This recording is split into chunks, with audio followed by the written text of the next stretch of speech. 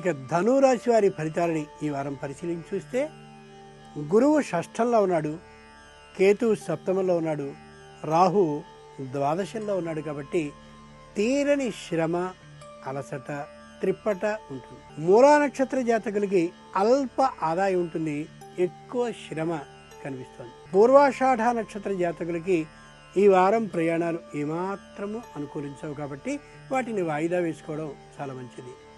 ఉత్తరాషాఢ నక్షత్ర జాతకులు తాము అనుకున్నటువంటి పనిని ఈ వారంలో సాధించలేకపోతారు. కాబట్టి మొత్తం ఈ రాశి వారికి ఈ వారం కాస్త గడ్డు వారంగానే భావించాలి. ఆ సమస్యల నుంచి బయటపడడం కోసం దైవ ప్రార్థన చేసుకోవడం ఉత్తమం. దైవపరంగా అయితే నరసింహస్వామి కరావలంబ స్తోత్రాన్ని పఠించడం చాలా మంచిది. దానపరంగా అయినట్లయితే యోగ్యుడైనటువంటి వానికి గొడుగుని, చెప్పుల్ని బహూకరించడం చాలా మంచిది. నూతన గృహం కొనుగోలుకి సంబంధించిన ప్రయత్నాలని, మాటలని చేసుకోవడం మంచిది.